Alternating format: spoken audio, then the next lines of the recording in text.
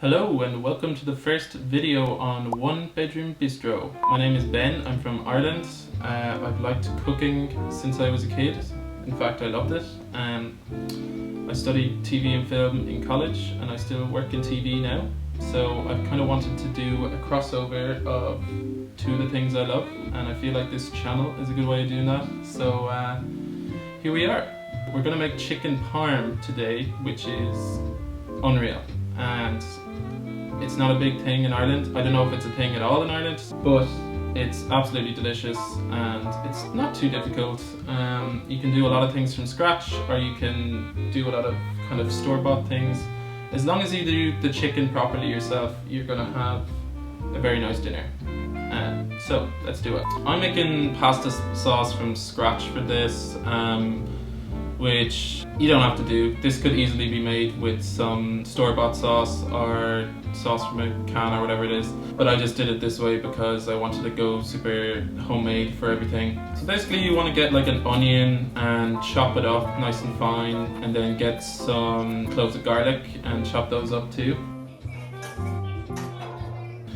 And then put some oil in a pot and fry those up and leave them simmer for a while until they are nice and translucent and starting to brown. And then what you want to do is open a tin of chopped tomatoes. Obviously my can opener is terrible and it took me ages to open it there, so make sure you have a good can opener.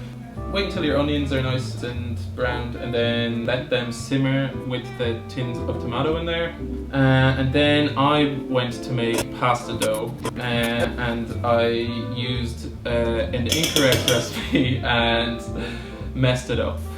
So make sure you know exactly what you're doing in terms of recipes, as in like I used the wrong type of flour for the recipe I was using, so that was silly. But it's good to make mistakes because that's the only way you learn. So while I was making that dough, I let the sauce simmer away, and then once that was done I blended it with a hand blender, which is super handy. But it was still pretty thick, probably because of how gargantuan the onion I used was.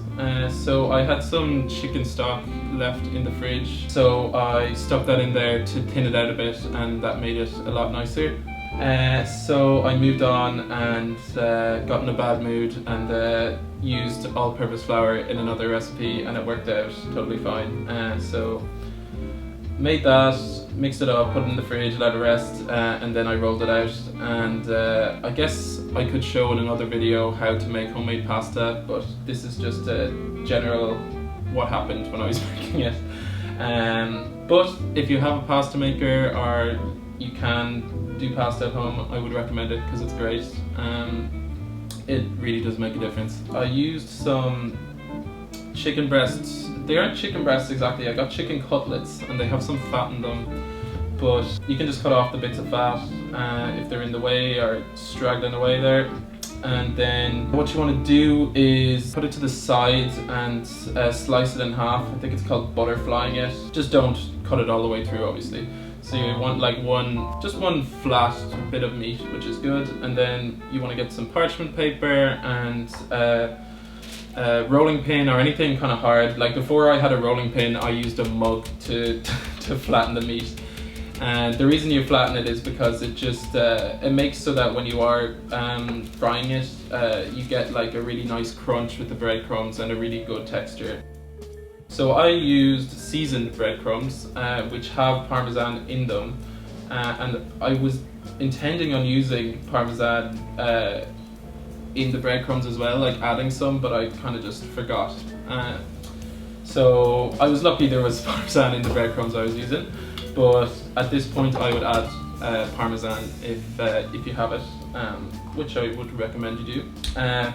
Then I got the 3 bits ready for when you're going to fry something. So you got flour, and you want to just roll it in some flour and make sure it's totally covered, every part of it. And if you don't have enough flour on the plate, just keep sprinkling flour on there, and just make sure it's covered as well as can be. Once that's done, you just stick it in the bowl of egg wash. I would probably use a bigger bowl if I had one. I would recommend that. but as long as you get it nice and covered in egg wash, it's fine. So lorry it onto the thing of breadcrumbs, and same thing as with the flour. If you don't have enough breadcrumbs on the plate, then just sprinkle on a few more breadcrumbs, and if you can try and like press them into the meat as well so it sticks better, then do that because it helps. And yeah, so I was doing 2 different cuts of meat here, well, like 2 different chicken pieces. So I did one, which was great, and then I did another.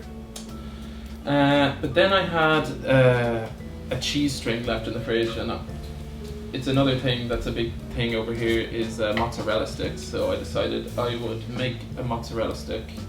I would have made more if we had more left, but it's a good way to use up the rest of what's left. If you have flours, egg wash and breadcrumbs left, it feels like you're making the most of what you got. And also mozzarella sticks are unreal and should be a bigger deal in Ireland as well. So same thing is with the meat, just roll it in flour, roll it in egg wash and roll it in breadcrumbs, and it's ready to go. When that is done, you've got your chicken fillet and you've got your mozzarella stick. So you want to get a pretty deep pan. I used the cast iron because that's the biggest and deepest pan we've got, and some vegetable oil. I think that's just the way to go in terms of kind of deep frying things.